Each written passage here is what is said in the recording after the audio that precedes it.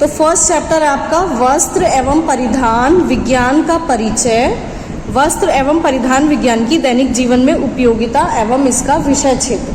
ठीक है, तो वस्त्र एवं परिधान विज्ञान क्या होता है? सबसे पहले वस्त्र एवं परिधान विज्ञान किसे कहते हैं? ठीक है, तो वस्त्र का मतलब क्या होता है? कपड़ा, है ना। वस्त्र का मतलब क्या होता है? कपड़ा। और परिधान का मतलब क्या होता है?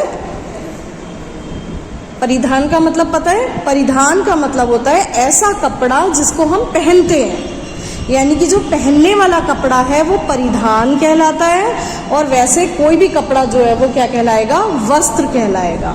तो वस्त्र को हम इंग्लिश में क्या कहते हैं? टेक्सटाइल। क्या कहते हैं? टेक्सटाइल। और जो पहनने वाले कपड़े होते हैं उनको हम क्या कहते हैं? क्लोथिंग। क्या कहते हैं? क्लोथिंग। तो इंग्लिश में इस विषय का नाम है टेक्सटाइल एंड क्लोथिंग, और हिंदी में क्या है? वस्त्र एवं परिधान विज्ञान। ठीक है बेटा, तो ये जो वस्त्र एवं परिधान विज्ञान है ये गृह विज्ञान का एक बहुत ही महत्वपूर्ण भाग है। ठीक है, और इसके अंतर्गत हम क्या पढ़ते हैं? इसके अंतर्गत हम कपड़ों और परिधान मतलब पहनने वाले कपड़ों से संबंधित सारी चीज़ों के बारे में जो पढ़ाई होती है वो इस विषय के अंतर्गत होती है। जैसे कि कपड़ा किस चीज़ से बनता है, कपड़ा कैसे बनता है, कपड़ा बनाने की कौन कौन सी प्रक्रियाएं होती हैं, कैसे हम कपड़े पे कलर करते हैं, डाई करते हैं, कैसे हम कपड़े पे छपाई करते हैं, कैसे कपड़े पे फिनिशिंग की जाती है, बड़ी बड़ी फैक्ट्रियों में किस प्रकार से कपड़े को तैयार किया जाता है, किस प्रकार से कपड़े की बुनाई होती है। ठीक है, और कपड़ों के अलग अलग प्रकार के कपड़े होते हैं ना, तो हर प्रकार के कपड़े के क्या गुण हैं, कैसे हम उनकी देखभाल कर सकते हैं, वस्त्रों की देखभाल हम किस प्रकार से करेंगे, और साथ ही जो हमारा परिधान होता है तो किस प्रकार से हम वस्त्रों की या परिधान की सिलाई करते हैं, बुनाई करते हैं, कढ़ाई करते हैं, उन पे एम्ब्रॉयडरी करके उन्हें सजा सकते हैं, उनकी डिज़ाइनिंग कर सकते हैं। तो ये सारी चीज़ें जो हमारे कपड़ों से संबंधित हैं, वस्त्रों से संबंधित हैं या पहनने वाले परिधानों से संबंधित हैं, इन सब चीज़ों के बारे में जो जानकारी मिलेगी वो किस में मिलती है? वस्त्र एवं परिधान विज्ञान के अंतर्गत मिलती है। इतना क्लियर है सबको? समझ आ गया? ठीक है, इसमें से पढ़ लेना बेटा, वस्त्र एवं परिधान विज्ञान किसे कहते हैं। वस्त्र एवं परिधान की परिभाषा। ठीक है, तो वस्त्र एवं परिधान की परिभाषा क्या है कि जो वस्त्र है वो कोई भी बुना हुआ मटेरियल है, मतलब ऐसा कोई भी उत्पाद जिसको बुनकर बनाया गया है और जिसको बुनकर बनाने में तंतुओं का प्रयोग किया जाता है। ठीक है, उसे हम क्या कहते हैं? वस्त्र कहते हैं या टेक्सटाइल कहते हैं। ठीक है, यानी कि कोई भी उत्पाद जो कि तंतुओं से, पहले हम सूत बनाते हैं मतलब तंतुओं के द्वारा धागा बनाते हैं और धागे को बुनकर हम कपड़ा बनाते हैं, तो वो क्या हो जाता है? हमारा टेक्सटाइल होता है। जबकि परिधान क्या होता है कि कोई भी सिला हुआ कपड़ा या कोई भी ऐसा कपड़ा जिसको हम पहनने के लिए प्रयोग करते हैं उसको हम क्या कहते हैं? परिधान कहते हैं। समझ आ गया इतना पक्का से? अब है वस्त्रों का जीवन में महत्व। वस्त्र एवं परिधान विज्ञान के बारे में पढ़ना क्यों जरूरी है? क्योंकि वस्त्र हमारे जीवन में बहुत ज़्यादा महत्वपूर्ण होते हैं। 3 मनुष्य की मूलभूत आवश्यकता है। कौन कौन सी? रोटी, कपड़ा और मकान, है ना। तो यानी कि सबसे पहले रोटी यानी कि भोजन, दूसरे नंबर पे क्या आता है? वस्त्र, यानी कि भोजन के पश्चात जो दूसरी महत्वपूर्ण उपयोगी चीज़ है वो क्या है? वस्त्र है। तो इसीलिए वस्त्र एवं परिधान विज्ञान के बारे में जानना हम सभी के लिए ज़रूरी है, क्योंकि वस्त्रों का हमारे जीवन में बहुत अधिक महत्व होता है, क्योंकि ये हमारी तीनों मूलभूत आवश्यकताओं में से एक है। और वस्त्र के बिना हम किसी मनुष्य के जीवन की कल्पना नहीं कर सकते, है ना। क्योंकि अपने आसपास हम समाज में जितने भी लोगों को देखते हैं वो कहीं ना कहीं किसी ना किसी रूप में वस्त्रों का उपयोग अवश्य ही करते हैं, अपने जन्म से लेकर अपने मृत्यु तक, और हर समय कोई ना कोई रूप में हम वस्त्रों का प्रयोग जरूर करते हैं, है ना। तो क्या महत्व है वस्त्रों का? महत्व जो है उसको हमने कुछ भागों में बांटा है। जैसे कि सबसे पहले है वस्त्रों का शारीरिक महत्व। ठीक है, वस्त्रों का क्या है? शारीरिक महत्व होता है। शारीरिक महत्व मतलब हमारे शरीर से संबंधित। ठीक है। तो शरीर से संबंधित वस्त्रों का महत्व होता है ना, क्या होता है? जैसे सबसे पहली सुरक्षा, यानी कि वस्त्रों को हम किस लिए पहनते हैं? अपने शरीर को सुरक्षा प्रदान करने के लिए, है ना। किस चीज से सुरक्षा प्रदान करते हैं कपड़े हमें? धूप से, आंधी से, बारिश से, तूफान से, वातावरण में जो धूल मिट्टी होती है, गंदगी होती है, उससे, ठंडे तापमान से, गर्म तापमान से, तो हर छोटे छोटे कीड़े मकोड़े होते हैं, इन सब चीज़ों से हमारे शरीर को सुरक्षा कौन प्रदान करता है? कपड़े, है ना। तो यानी कि सबसे पहला कार्य क्या हो गया? सुरक्षा, ठीक है। दूसरा क्या है? शरीर को ढकने के लिए, है ना। अपने शरीर को ढकने के लिए किसका प्रयोग करते हैं? वस्त्रों का प्रयोग करते हैं, क्योंकि मनुष्य एक सामाजिक प्राणी है और मनुष्य के शरीर को समाज में, सभ्य समाज में मनुष्य के शरीर को ढकना आवश्यक है ना। तो ढकने के लिए हम किसका प्रयोग करते हैं? वस्त्रों का प्रयोग करते हैं। फिर तीसरा है वातावरण से समायोजन बनाने में।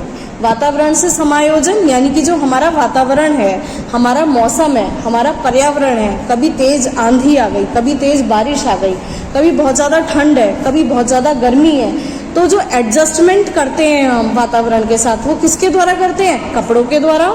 ठंड होती है तो बहुत सारे स्वेटर पहनते हैं, कंबल ओढ़ते हैं, रजाई ओढ़ती है। गर्मी होती है तो क्या होता है? हल्के हल्के कपड़े पहनते हैं, ताकि हमारे शरीर की गर्मी जो है वो बाहर निकल जाए और बाहर की गर्मी हमें ना प्रभावित कर सके। तो अपने पर्यावरण के साथ समायोजन बनाने के लिए भी वस्त्रों का महत्व होता है, ठीक है। फिर है आरामदायक जीवन। अगर हमें आरामदायक जीवन जीना है तो वस्त्रों का बहुत अधिक महत्व है ना। आराम, कंफर्टेबल जीने के लिए क्या करते हैं? हमें, माना हम कॉलेज आ रहे हैं, किताबें लेके आ रहे हैं, तो आराम से अगर उन्हें लाना है तो क्या चाहिए? बैग चाहिए। बैग किसका बना है? टेक्सटाइल का, वस्त्रों का, है ना। इसी प्रकार से हमें प्रत्येक चीज़ में, हम सो रहे हैं तो बिस्तर पे सूती चादर चाहिए, तकिया चाहिए, ये सब चीज़ें किससे बनी है? टेक्सटाइल से बनी है, ठीक है। तो हमारे जीवन के प्रत्येक कार्य में आरामदायक तरीके से प्रत्येक कार्य को पूरा करने के लिए हमें किसकी आवश्यकता होती है? वस्त्रों की आवश्यकता होती है। क्लियर है ना इतना? उसके बाद है विशेष भूमिका। कभी कभी वस्त्रों की कुछ विशेष भूमिकाएं होती हैं, जैसे कि शादी पार्टी वगैरह में विशेष प्रकार के वस्त्र पहने जाते हैं, या अस्पताल में है तो अलग प्रकार के वस्त्र पहनते हैं। छोटे बच्चों के लिए विशेष प्रकार के वस्त्र, प्रेग्नेंट वुमेन के लिए विशेष प्रकार के। तो वस्त्रों की शरीर से संबंधित विशेष भूमिकाएं भी होती हैं। ऐसे ही क्या होता है, कभी चोट लग जाती है तो क्या बांधते हैं? हम पट्टी बांधते हैं, बैंडेज बांधते हैं, तो वो विशेष भूमिका वाला वस्त्र है। समझ में आ गया? तो ये सब क्या हो गए? वस्त्रों के शारीरिक कार्य हो गए। क्लियर है? उसके बाद है वस्त्रों का मनोवैज्ञानिक महत्व। मनोवैज्ञानिक मतलब मानसिक, मन से संबंधित। तो वस्त्रों का हमारे शरीर पर मनोवैज्ञानिक प्रभाव भी पड़ता है ना बच्चों, है ना। मनोवैज्ञानिक का मतलब होता है जो हमारे मन से संबंधित होता है। हमारा खुशी, दुख, सुख, गुस्सा, क्रोध, ये सब चीज़ें क्या होती है? हमारे मन से संबंधित होती हैं। हमारी भावनाएं, ठीक है। तो वो क्या होता है? मनोवैज्ञानिक जो हमारी स्थिति होती है उस पर भी हमारे वस्त्र प्रभाव डालते हैं। तो पहला क्या है? मानसिक संतुष्टि एवं सुरक्षा, ठीक है। ऐसा होता है, वस्त्र जो होते हैं वो हमें संतुष्टि देते हैं क्या? और मानसिक सुरक्षा भी देते हैं। माना हम रात को कहीं जाते हैं या हम घर से बाहर निकलते हैं तो हम अच्छे से ढक के निकलते हैं अपने आप को, तो हमें क्या होता है? मन से संतुष्टि सी आती है या सुरक्षा आती है कि हाँ अब सुरक्षित है, हमने अपने पूरे कपड़े पहन लिए, है ना। या हम किसी ऐसी जगह पे चल रहे हैं जहाँ पे कीचड़ है, खतरा है, या कभी खेतों में चलते हैं तो हम क्या करते हैं? ऊपर तक के बूट पहनते हैं कि कीड़े मकोड़े, सांप बिच्छू हमें नहीं काटेंगे, तो सुरक्षित महसूस होता है हमें, है ना। तो वस्त्र हमें क्या करते हैं? मानसिक संतुष्टि प्रदान करते हैं और सुरक्षा प्रदान करते हैं। अगर हम अपनी पसंद के अच्छे से वस्त्र पहनते हैं तो हमें बड़ी संतुष्टि मिलती है। और कभी कभी ऐसा होता है कि हमारे वस्त्र हमारी पसंद के अकॉर्डिंग नहीं होते तो हम क्या अनकंफर्टेबल फील करते हैं ना, कि ओफो जल्दी से घर पहुंचे और इन कपड़ों को उतारें, है ना। दूसरा क्या है बेटा? आत्मविश्वास। कपड़ों से हमारे अंदर आत्मविश्वास आता है ना। अगर हम परिस्थिति के अनुसार सही कपड़े पहनते हैं तो हमारे अंदर आत्मविश्वास की वृद्धि हो जाती है। कभी कभी आपने देखा भी होगा कि किसी शादी पार्टी वगैरह में जाते हैं और कभी कभी हम सोचते हैं कि यार ऐसे ही होगा फंक्शन, है ना, ज़्यादा, और हम ऐसे ही नॉर्मल से कपड़े पहन जाते हैं और वहाँ जाके देखते हैं अरे यहाँ पे तो सब एक से एक कपड़े पहन, तो हमें क्या होता है, आत्मविश्वास कम होने लगता है ना। तो वस्त्रों से क्या होता है, आत्मविश्वास में बढ़ोतरी होती है। अगर हम सही जगह पर सही समय पर सही वस्त्र धारण करते हैं तो हमारा आत्मविश्वास बढ़ जाता है। ऐसे ही आप लोग कॉलेज आते हो, अगर आप नीट एंड क्लीन अच्छी सी यूनिफॉर्म पहन के आओगे तो आप आत्मविश्वास से बात करोगे, और अगर आप घर के वस्त्र पहन के आओगे तो आपको ये डर रहेगा अभी मैम पकड़ेंगी और हमें डांट लगाएंगी, तो आत्मविश्वास कम हो जाएगा ना आपका, है ना। फिर दूसरा है अभिव्यक्ति का माध्यम। अभिव्यक्ति क्या होती है कि हम अपने भावों को, अपने विचारों को व्यक्त कर सकते हैं। तो वस्त्रों के माध्यम से भी हम अपने भावों को, अपने विचारों को व्यक्त कर सकते हैं। ऐसा होता है ना, माना सुंदर सी पेंटिंग बनाई है आपने साड़ी के ऊपर, सूट के ऊपर, तो आप अपने विचारों को व्यक्त कर सकते हो। या आप जैसी ड्रेस पहनते हो उससे आप अपने विचारों को व्यक्त करते हो। माना कि कोई पारंपरिक ड्रेस पहनता है तो वो ये दिखाता है कि हम तो भारतीय संस्कृति को मानने वाले हैं, है ना। तो अपने विचार, अपनी भावनाओं को हम वस्त्रों के द्वारा व्यक्त कर सकते हैं। फिर क्या है बेटा, सुंदरता प्रदान करना, यानी कि वस्त्र हमारे शरीर को सुंदरता प्रदान करते हैं। इसे समझाने की जरूरत तो नहीं है, आप लोगों को पता ही है ना। फिर है व्यक्तित्व का निर्माण, यानी कि हम जैसे कपड़े पहनते हैं ना, हमारा व्यक्तित्व को वो प्रदर्शित करते हैं, है ना। अगर कोई लड़की है बड़े अच्छे से स्मार्टली तैयार होके आती है, बढ़िया से कपड़े पहन के आती है, तो दूसरे लोग क्या होते हैं, उससे आकर्षित हो जाते हैं कि भाई ये इस लड़की की पर्सनैलिटी बहुत अच्छी है ना। तो कपड़ों का भी पर्सनैलिटी पर प्रभाव पड़ता है। समझ आ रहा है बच्चों। उसके बाद है मनोस्थिति व्यक्त करने का माध्यम, यानी कि वस्त्रों के द्वारा हम अपनी मानसिक स्थिति को व्यक्त कर सकते हैं। उदाहरण के लिए हम बहुत ज़्यादा खुश हैं तो हम बड़े नए नए कपड़े पहन के जाते हैं, लोग भी कहते हैं अरे वाह क्या बात है, आज तो नए कपड़े पहन रखे हैं, कुछ बात ज़रूर है आज, है ना। कि फिर हम कहते हैं आज हमारा बर्थडे है, आज ये हुआ है, आज वो हुआ है ना। या फिर कभी कभी हम दुखी होते हैं तो हम ऐसे ही बेकार से गंदे, मतलब घर के ऐसे ही नॉर्मल से वस्त्र पहनते हैं, तो लोग पूछते हैं भाई क्या बात है आज, है ना। तो हम अपने मन की स्थिति को कपड़ों के द्वारा व्यक्त कर सकते हैं। क्लियर है इतना, समझ आया। अब है वस्त्रों का सामाजिक महत्व, क्योंकि हम सभी समाज में रहते हैं तो वस्त्रों का सामाजिक महत्व भी होता है। क्या होता है, सबसे पहले सामाजिक स्वीकृति। सामाजिक मतलब समाज में, स्वीकृति मतलब, स्वीकृति का मतलब समझते हो कि हमें स्वीकार कर लिया गया है। तो हम सभी को समाज में स्वीकृति चाहिए होती है। हम सब चाहते हैं कि हम जिस समाज में जाएं वहाँ के लोग हमें स्वीकार करें, है ना। तो अगर आप अच्छे कपड़े पहन के आते हो तो सब लोग आपको स्वीकार करते हैं। इसके विपरीत अगर आप समाज के विपरीत वस्त्र धारण करते हो तो क्या करते हैं सब लोग कि नहीं भाई इस लड़की से नहीं बोलना, इसने तो अच्छे कपड़े नहीं पहने, है ना। अच्छे बुरे का मतलब है समाज की परंपराओं के अनुसार, ठीक है बेटा। तो सामाजिक स्वीकृति प्रदान करने में वस्त्र हमारी सहायता करते हैं। फिर सामाजिक प्रतिबिंब। प्रतिबिंब का मतलब होता है रूप, यानी कि वस्त्र हमारे समाज का प्रतिबिंब होते हैं, हमारे रूप का प्रतिबिंब होते हैं। यानी कि कोई लड़की या कोई भी व्यक्ति जैसे वस्त्र धारण करके आ रखा है उसको देख के हम यह अनुमान लगा सकते हैं कि उसकी सामाजिक स्थिति कैसी है या वो किस प्रकार के समाज में रहती है। होता है ना ऐसा बेटा। फिर है सामाजिक क्रियाकलापों हेतु। सामाजिक क्रियाकलाप कौन से होते हैं, शादी, पार्टी और पिकनिक, स्कूल जा रहे हैं, कॉलेज जा रहे हैं, अस्पताल जा रहे हैं, किसी की बीमारी में जा रहे हैं, बच्चे के जन्म में जा रहे हैं, जागरण हो रहा है या कहीं पे भंडारा हो रहा है या किसी मंदिर मस्जिद में जा रहे हैं या किसी धार्मिक स्थान पर जा रहे हैं। ये सब क्या है, हमारे सामाजिक क्रियाकलाप है, ठीक है। इंटरव्यू देने जा रहे हैं तो इन सामाजिक क्रियाकलापों में विशेष प्रकार के वस्त्रों को धारण किया जाता है ना। शादी में अलग तरह के यूज़ करते हो, बर्थडे में अलग तरह के यूज़ होते हो, किसी का जन्म होता है तो अलग तरह के वस्त्र, किसी की मृत्यु होती है तो अलग तरह के वस्त्र, है ना। फिर है तो ये हमारा हो गया वस्त्रों का सामाजिक महत्व। ठीक है, अब है वस्त्रों का आर्थिक महत्व। आर्थिक मतलब रुपये पैसों से संबंधित। तो वस्त्रों का आर्थिक महत्व भी होता है। क्या आर्थिक महत्व होता है कि वस्त्र एवं परिधान जो है ये क्या करते हैं बेटा, ये आर्थिक स्थिति को किसी की सुधारने में मदद कर सकते हैं। जैसे कि किसी लड़की को कपड़े सिलने की कला आती है तो वो घर पर टेलरिंग का काम करके अपनी आर्थिक स्थिति को, अपने परिवार की आर्थिक स्थिति को सुधार सकती है। फिर हमारे देश में बहुत बड़ी जनसंख्या जो है वो वस्त्रों से संबंधित बिजनेस में ही इन्वॉल्व है, व्यापार में।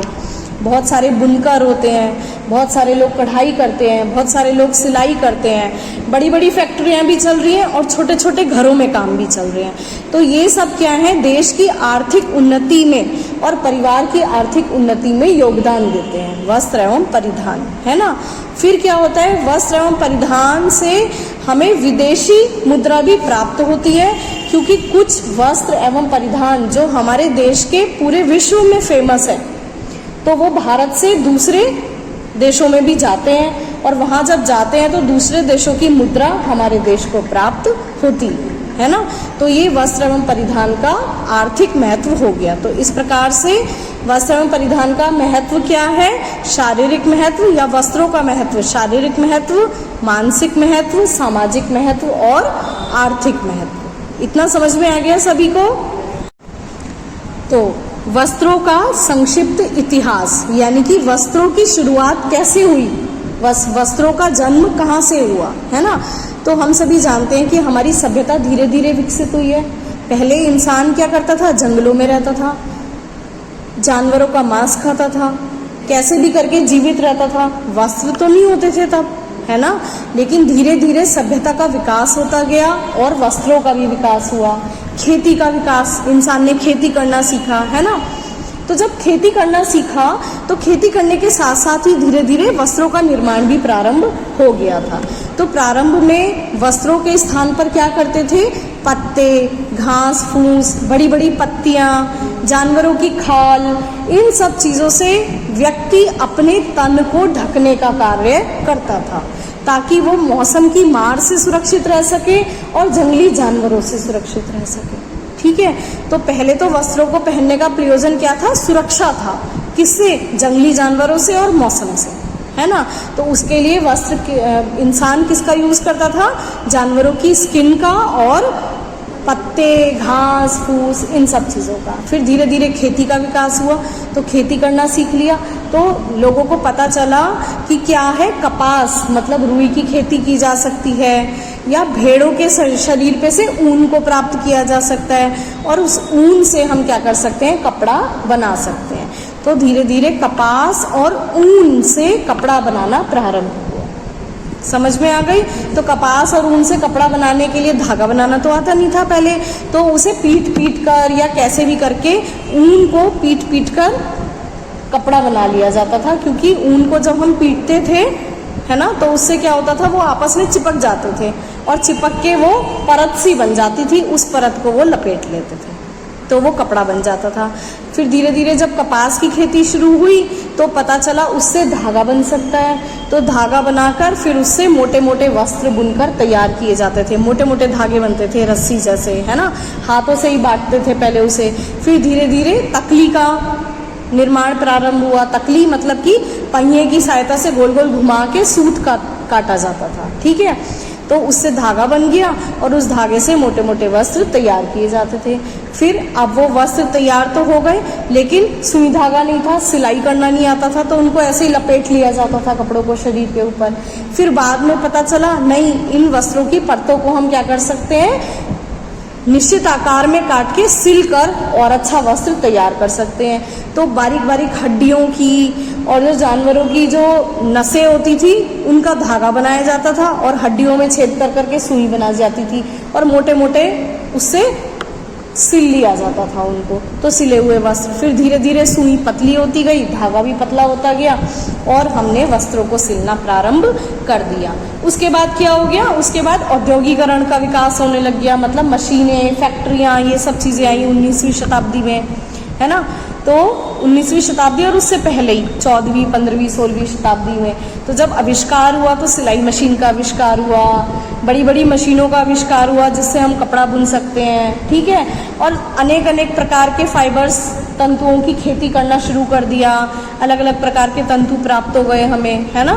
तो अलग अलग प्रकार के वस्त्र बनने लगे, सिलाई मशीन से सिलना आसान हो गया, बड़ी बड़ी फैक्ट्रियों में कपड़ों का निर्माण होने लग गया। और उसके बाद तो कपड़ों की जगत में क्या हो गई, क्रांति आ गई।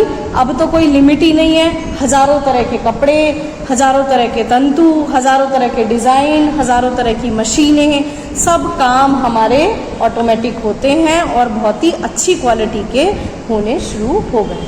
क्लियर है। तो इतिहास समझ में आ गया वस्त्रों का। उसके बाद है बेटा वस्त्र एवं परिधान विज्ञान का महत्व एवं उपयोगिता, यानी कि टेक्सटाइल और क्लोथिंग, वस्त्र एवं परिधान विज्ञान का अगर हम इस विषय को पढ़ते हैं तो उसका क्या महत्व है हमारे जीवन में, ठीक है। तो सबसे पहले है तंतुओं का ज्ञान।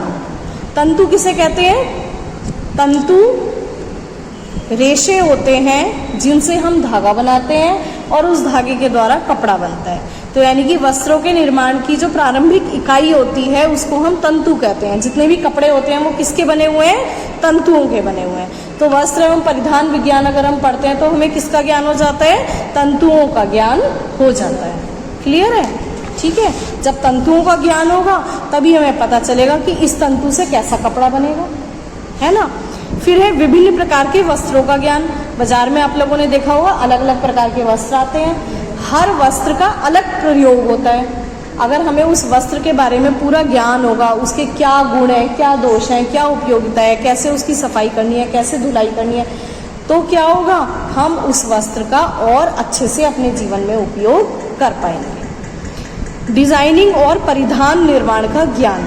डिजाइनिंग होती है ना, हम लोग नए नए प्रकार के कपड़े पहनते हैं, परिधान पहनते हैं। तो वस्त्र एवं परिधान विज्ञान के अंतर्गत हम विभिन्न प्रकार के कपड़ों की डिजाइनिंग के बारे में भी पढ़ते हैं कि कैसे नए नए डिजाइन के वस्त्र बनाए जाएं और कैसे उन वस्त्रों की सिलाई की जाए, ठीक है बेटा।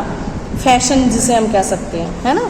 विभिन्न परिसज्जाओं का ज्ञान। परिसज्जा मतलब क्या होती है? फिनिशिंग, यानी कि जो कपड़े होते हैं उनमें अनेक प्रकार की फिनिशिंग, जैसे हम घर पे प्रेस करते हैं वो भी एक फिनिशिंग है, सफ़ेद कपड़ों को ब्लीच करते हैं वो भी एक फिनिशिंग है, डाइंग करते हैं वो भी एक फिनिशिंग है, ठीक है। तो वस्त्रों को अधिक सुंदर, अधिक अच्छा बनाने के लिए, अधिक उपयोगी बनाने के लिए वस्त्रों की सतह पर अनेक प्रकार की फिनिशिंग की जाती है। तो उसका ज्ञान भी हमें इस विषय को पढ़ने के बाद हो जाता है। फिर है वस्त्रों के चयन और खरीदारी का ज्ञान।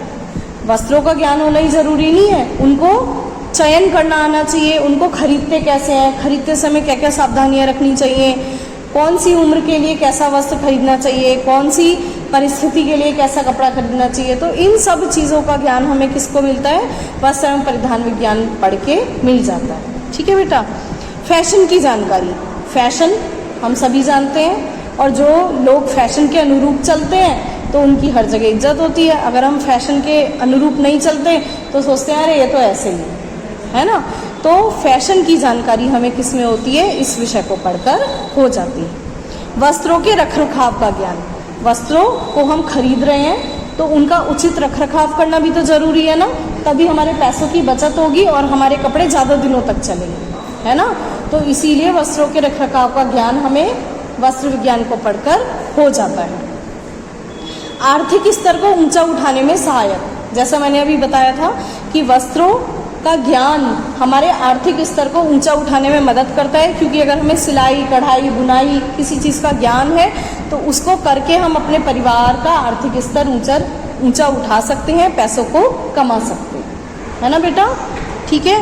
उपभोक्ता के हितों का ज्ञान। उपभोक्ता कौन होते हैं? हम लोग जो कपड़े खरीद रहे हैं। तो अगर हम इस विषय को पढ़ते हैं तो हमें वस्त्रों से संबंधित सारे नियम, सारे कानून पता चल जाते हैं। और अगर कोई हमारे साथ धोखा करता है, हमें गलत कपड़ा बेचता है, तो हम उसके खिलाफ एक्शन ले सकते हैं। तो हम अपने हितों का ज्ञान हमें हो जाता है कि उपभोक्ताओं के लिए कैसा वस्त्र होना चाहिए। अगर कोई हमारे साथ धोखा कर रहा है, अगर सूती वस्त्र बताकर और वो पॉलिस्टर बेच रहा है हमें, है ना, तो हम उस पर क्या क्या कानूनन क्या क्या कार्रवाई कर सकते हैं। तो ये वस्त्र एवं परिधान विज्ञान को पढ़ने का महत्व है, ठीक है बेटा।